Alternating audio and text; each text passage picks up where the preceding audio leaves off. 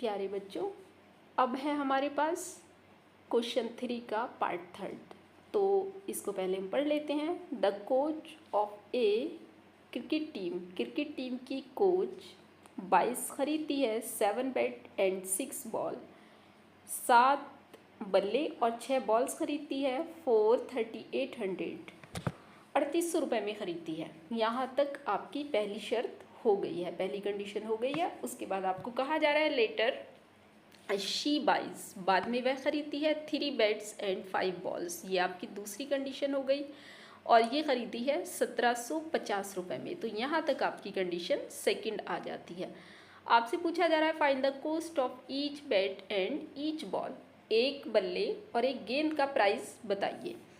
तो हिंदी में भी हम इसको पढ़ लेते हैं। एक क्रिकेट टीम की कोच 7 बल्ले और 6 गेंदे 3800 रुपये में खरीदती है। बाद में वह 3 बल्ले और 5 गेंदे 1750 रुपये में खरीदती है। प्रत्येक बल्ले और प्रत्येक गेंद की कीमत ज्ञात कीजिए। देखिए, इसको मैंने पहले ही लिख लिया है क्योंकि ये बड़ा ही कोई आसान है शर्त बनानी।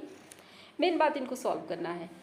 तो सॉल्व आपको स्टेप बाय स्टेप करके दिखाएंगे। फिलहाल आप इसको ऐसे ही समझ लीजिए। देखिए, ये एक बैट की हमने कॉस्ट मान ली है x और एक बॉल की हमने कॉस्ट मान ली है y। अब 7 बैट्स की कॉस्ट हो गई 7x और 6 बॉल की कॉस्ट हो गई 6y। ऐड करें तो 3800 में खरीदी ना उसने। ये इक्वेशन फर्स्ट बन गई है आपकी, यानी कंडीशन फर्स्ट अप्लाई हो गई है। बाद में शी बाइज 3 बैट 5 बॉल्स, तो यहाँ हम 3x प्लस 5y लिख लेते हैं। और ये कितने रुपए में खरीदे हैं? 1750 रुपये में खरीदे हैं। तो यहाँ पर हमने डाल दिया है 1750 की। हमारे पास इक्वेशन सेकंड आ चुकी है। अब इन इक्वेशन को हमें सब्स्टिट्यूशन मेथड से सॉल्व करना है। सब्स्टिट्यूशन से ही क्यों सॉल्व करना है? क्योंकि हमें डायरेक्शन दी गई है सब्स्टिट्यूशन मेथड से सॉल्व करने की। मेन बात इनको सॉल्व करना है। आइए स्टेप बाय स्टेप समझते हैं सब्स्टिट्यूशन से इनको कैसे सॉल्व करना है। देखिए, ये मैंने दोनों इक्वेशन लिख ली हैं। अब आपने करना ये है, सब्स्टिट्यूशन जैसे आपको पता तो है कि किसी एक इक्वेशन से किसी एक वेरिएबल की वैल्यू आपको उठानी होती है। तो देखिए, सब्स्टिट्यूशन मेथड बहुत आसान हो जाता है अगर चारों वेरिएबल में, 4 जगह ही वेरिएबल है ना आपके, 2 वेरिएबल x वाले हैं, 2 y वाले हैं। अगर किसी एक का कोफिशिएंट 1 हो जाए तो सब्स्टिट्यूशन मेथड आसान हो जाता है। लेकिन प्रॉब्लम यहाँ ये है कि किसी का भी कोफिशिएंट 1 नहीं है। तो हमें जो इक्वेशन शुरुआत में सेलेक्ट करनी है, वो कोई भी इक्वेशन सेलेक्ट कर लें, हमें काम उतना ही करना पड़ेगा। तो यहाँ हम कर लेते हैं फ्रॉम इक्वेशन फर्स्ट। तो हम फर्स्ट से निकाल लेते हैं। और आपको ये बात पहले माइंड में रखनी है कि आप x की वैल्यू निकाल रहे हैं या y की। तो ये बात आप पहले सोच लें। जैसे मैंने यहाँ सोच लिया है कि मैं फर्स्ट इक्वेशन से निकालना चाहती हूँ x की वैल्यू, है ना। तो पहले आपने किसको हटाना है? 6y को हटाना है, 7 को बाद में हटाना है। तो 7x को हमने यही लिखा और 6y बराबर के दूसरी साइड जाके निशान बदल जाता है। तो 6y हो जाएगा आपका माइनस का, यानी ये इधर प्लस में है तो ये इधर माइनस में चला जाएगा। किसी भी नंबर का निशान उससे पहले होता है, यानी ये प्लस जो है ये 6y का है। ये 7x का जो प्लस है वो यहाँ है, जिसको लगाया नहीं गया है, अंडरस्टूड प्लस है।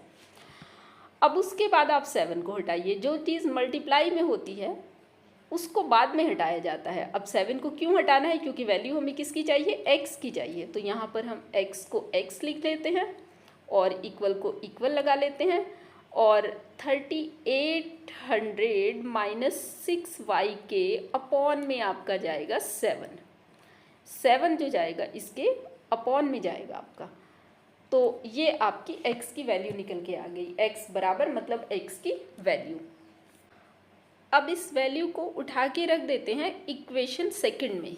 हमने निकाली फर्स्ट से है तो रखनी कहाँ है? हमें सेकंड में रखनी है। तो पुटिंग दिस वैल्यू, ये बात आपने बहुत ध्यान से याद रखनी है कि अगर आप फर्स्ट से वैल्यू निकाल रहे हैं तो उसे सेकंड में रखेंगे, और अगर आप सेकंड से निकाल रहे हैं किसी एक वेरिएबल की वैल्यू तो आप उसे फर्स्ट में रखिए। Putting this value in equation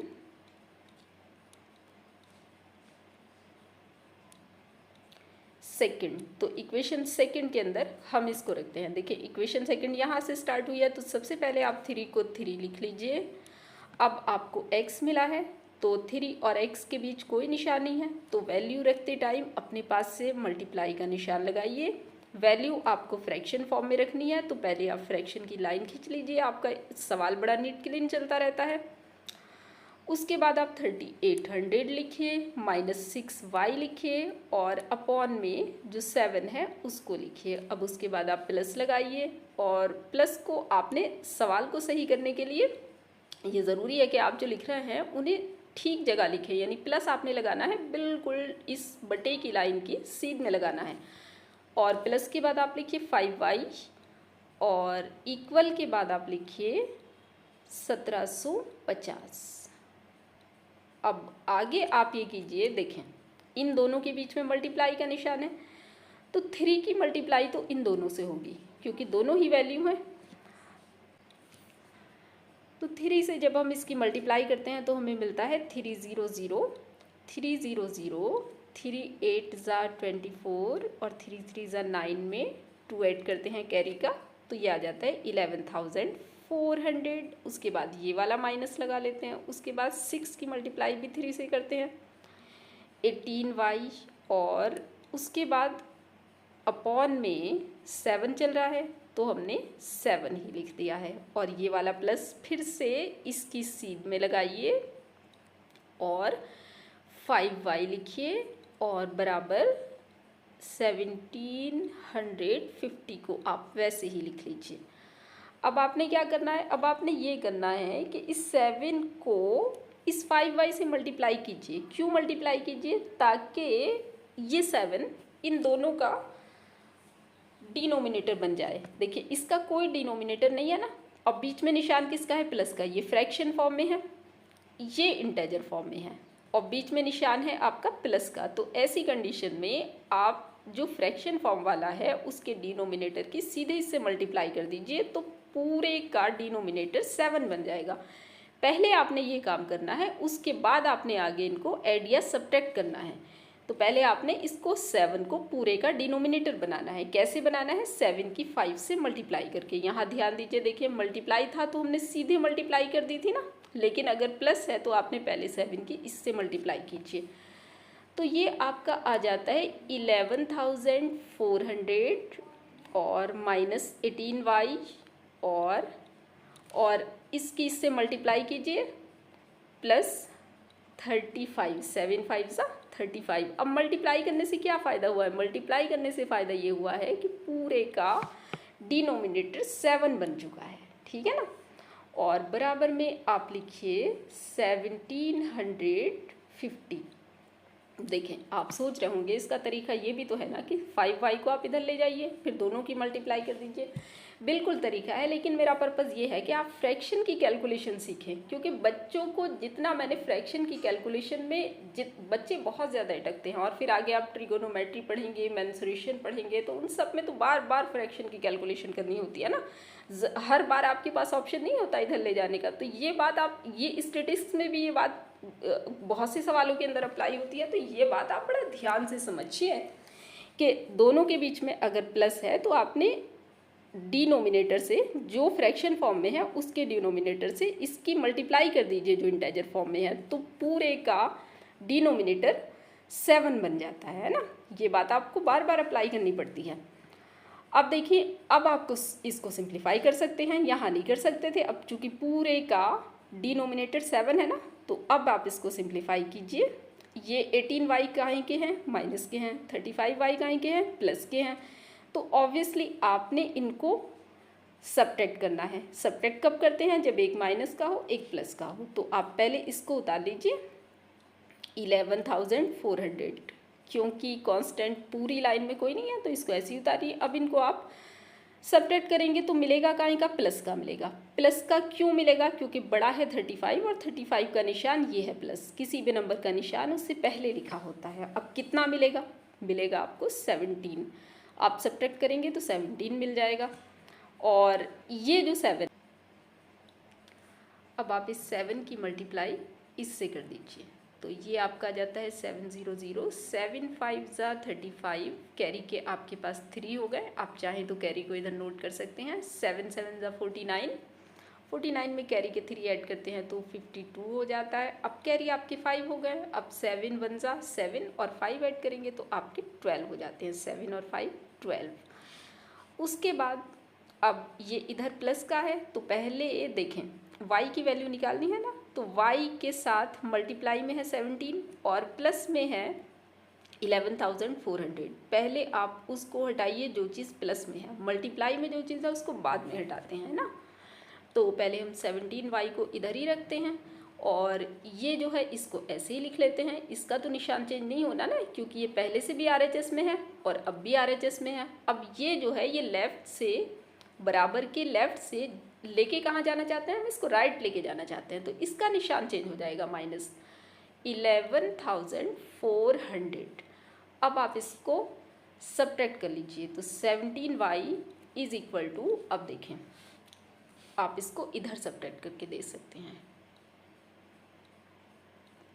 यहाँ लीजिए, ऊपर नीचे रखिए और अब आप इसको सब्ट्रैक्ट की लीजिए तो 0 आ जाता है और 5 आ जाता है और कैरी इधर लेना है आपको तो 12 हो जाता है। 12 में से 4 गया तो आपका बचता है 8 और यहाँ पर आपका 11 में से 11, ये 11 रह गया ना 12 के बजाय और ये भी 11 है, तो आपको बस मिलेंगे 850।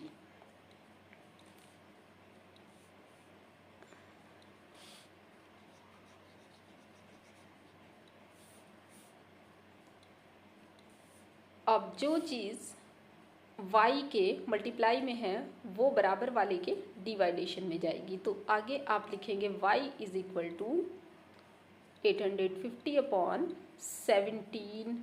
तो अब आप 17 से डिवाइड कर दीजिए तो 17 5 जा होते हैं ना 85, तो y आपका आ गया है 50। अब y तो निकल के आ गया है, x और निकालना है आपने।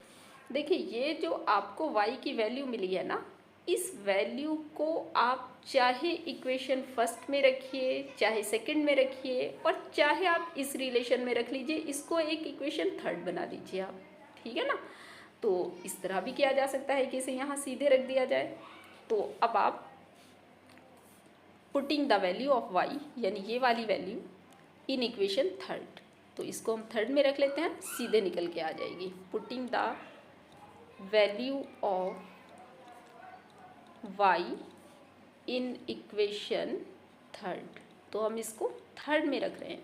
तो थर्ड देखिए शुरू हो रही है x से, पहले हमने x लिखा, इक्वल लगाया, 30 अपॉन की लाइन खींची, 3800 हमने वैसे ही लिखा और माइनस लगाया, 6 को 6 लिखा है और y की जगह आपने ये 50 रख देना है और अपॉन में 7 रख देना है। अब इसको कैलकुलेट करने हैं, तो कैलकुलेट करने के लिए पहले आपको मल्टीप्लाई करनी होती है ना, तो बोर्ड मास का रूल है ना, पहले क्या किया जाता है, मल्टीप्लाई किया जाता है। तो पहले हम इसको ऐसे ही लिखेंगे, 6 और 50 को मल्टीप्लाई कर लेते हैं। देखिए नीट एंड क्लीन लिखने के लिए आप ये फ्रैक्शन की लाइन पहले खींच लिया कीजिए, तो 3800 माइनस, अब मल्टीप्लाई कीजिए तो 6 5 जा 600 और 6 5 जा 30 और अपॉन में आप 7 लिखिए।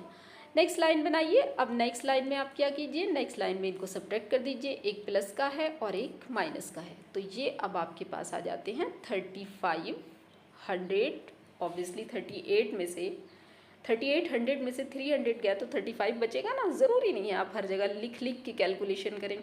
अब 7 से काट दीजिए, 7 5 जा और ये आपका आ जाता है x इज इक्वल टू 500, यानी ये जो आपकी वैल्यू आ गई है ये x की आ गई है, यानी x और y दोनों वैल्यू हमारे पास आ चुकी हैं। तो x और y दोनों की वैल्यू ही हमें निकालनी थी, वही दोनों वैल्यू हमारे पास आ गई। अब सॉल्यूशन कैसे लिखना है, देखें ये जो आपने कॉस्ट ऑफ ईच बेड ली थी, तो एक बेड की कॉस्ट x रुपये ली थी और x की वैल्यू आपको मिली है 500 और y बॉल की कॉस्ट ली थी और बॉल आपको मिली है 50। तो ये इस सवाल का आंसर आ चुका है, ये 50, ये 500 रुपये की है और ये 50 रुपये की है। तो ये इस सवाल का हमारे पास आंसर आ चुका है। अब आप इसको चेक कर सकते हैं, इन इक्वेशन के अंदर x और y की वैल्यू रख लीजिए या आप वैसे भी देख लीजिए।